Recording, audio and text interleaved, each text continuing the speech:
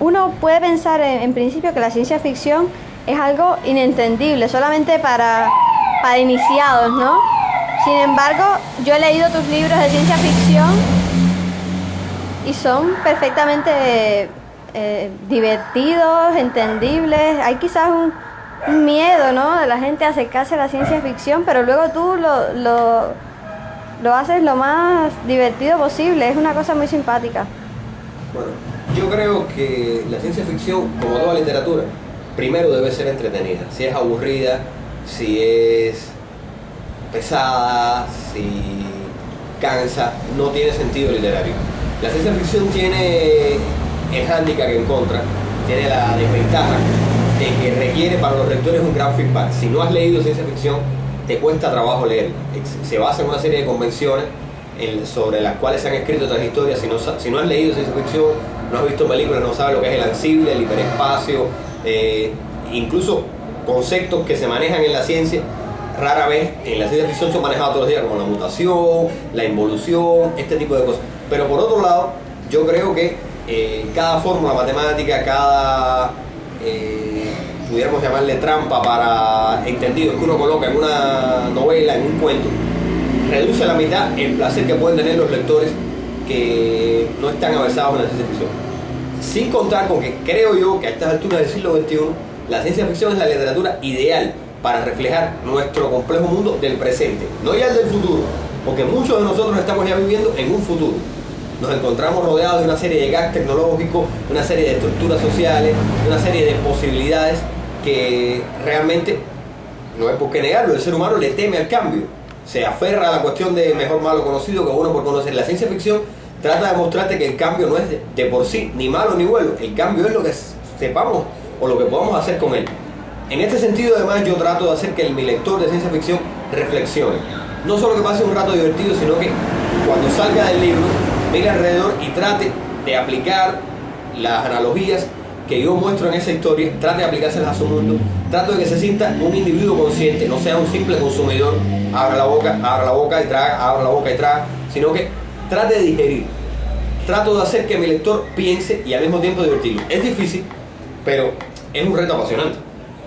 Y por cierto, algunas veces también has hablado de los problemas de Cuba, pero en clave de ciencia ficción. Bueno, esta es justamente una buena definición de mi primera novela de ciencia ficción publicada en España, Se alquila un planeta, en la cual yo hago una extrapolación de la situación de Cuba en el periodo especial a toda la Tierra en el siglo XXIV. O sea, si hay cubanos que se van ilegalmente del país en balsa, en mi historia hay terrestres que se van ilegalmente del planeta en naves construidas en los garajes. Si hay cubanas que se prostituyen con los extranjeros, en mi historia hay terrícolas que se prostituyen con extraterrestres, que ni siquiera son humanoides. Hay científicos que van a congresos intergalácticos y piden asilo. Hay deportistas que firman con el equipo de potencias galácticas opuestas a la Tierra. Hay toda una serie de circunstancias cuyo paralelismo con la situación cubana es evidente, pero que creo yo, pretendo yo, además de dar una idea de la realidad cubana, también funcionan por sí mismos como ciencia ficción. Creo que la ciencia ficción no está desligada a la realidad, es una especie de espejo deformante que colocamos en el futuro, en una realidad alternativa para comprender mejor este presente, que es el que en realidad importa. Los escritores de ciencia ficción no pretendemos prever, ojalá que ninguna de las terribles distopías de los mundos de pesadilla que yo escribo sea realidad. Precisamente los escribo para evitar que la inconsciencia de todos los días nos lleve a caer inadvertidamente en esos mundos. Bueno, ya que hablamos de la novela tuya Se alquila un planeta, coméntame un poco acerca de Pluma de León, esta otra que también se publicó en España.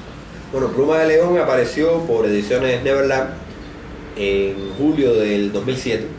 Es una novela erótica de ciencia ficción, siguiendo uno de los caminos menos explorados, porque la ciencia ficción siempre ha tenido una actitud bastante desconfiada con respecto al erotismo. Solo pioneros como Philip Joseph Farmer en novelas como Lord Tiger o como La Concha de Venus se han atrevido a explorar este camino. Es una novela, es una space opera, describe un panorama en el cual la humanidad ha conquistado 4 razas inteligentes galácticas simplemente porque es la única especie que es capaz de comportamiento agresivo. La humanidad las ha conquistado, pero sin embargo estas especies, con su tecnología, con su economía, de algún modo dominan a la humanidad. Y en este mundo donde los humanos son señores, pero en realidad dependen de sus siervos.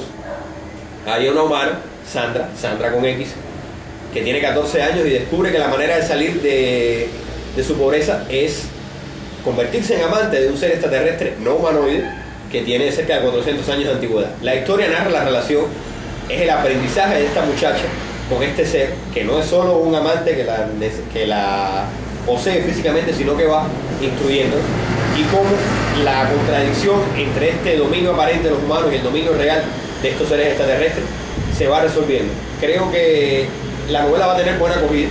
De hecho, este año debe salir publicada la edición cubana y ya hay algunos que la han leído antes de que haya salido, que me dicen que apenas salga van a publicar una crítica, que les gusta mucho, que es una novela muy audaz. Yo la escribí en el 98 y no había hecho nada con ella porque donde quiera que la presentaba me decían, no, esto es muy audaz. Le agradezco mucho al editor de Neverland que se haya atrevido a dar este paso y ojalá que le vaya bien. Y por cierto, también aquí quizás se podría hacer una analogía con la realidad cubana y el tema de la prostitución, que lo hay en todo el mundo, pero aquí en Cuba es con los extranjeros, ¿no? Bueno, creo que es una verdad, pero orgullo decir que el arte del artista refleja el mundo en que vive. Yo vivo en una sociedad en la que, como se dice un poco irónicamente, toda mujer está sentada encima de su fortuna. Y muchas de ellas inclusive lo saben. En Cuba ser mujer es tener una inversión. Ser mujer es poder utilizar la feminidad, es poder utilizar, como es en todos los países pobres, esta feminidad para escapar de la pobreza. Solo que en Cuba los que pueden dar este pasaporte hacia la riqueza, hacia la prosperidad, casi siempre son los turistas extranjeros. De algún modo, mal que lo niegue el gobierno, Cuba se ha convertido en una de las mecas mundiales del sexo, como lo es Tailandia. Aunque aquí la pedofilia es un poco más delicado de lo que es en Europa, es mucho más, de lo que es en Tailandia, por ejemplo, es mucho más relajado de lo que es en Europa. Aquí una niña a los 16 años es adulta y a los 18 años ya tiene más horas de vuelo que una azafata de Iberia. Entonces esta historia de una muchacha de 14 años que pragmática, fríamente decide que va a vender lo único que tiene, su juventud, su virginidad, su cuerpo, a un ser que no le gusta, del cual puede, como ocurre en mi novela, acabarse enamorando, pero que inicialmente le resulta incluso repugnante. Es una historia que basta con asomarse a la ventana y todos los días se ven anécdotas parecidas en La Habana.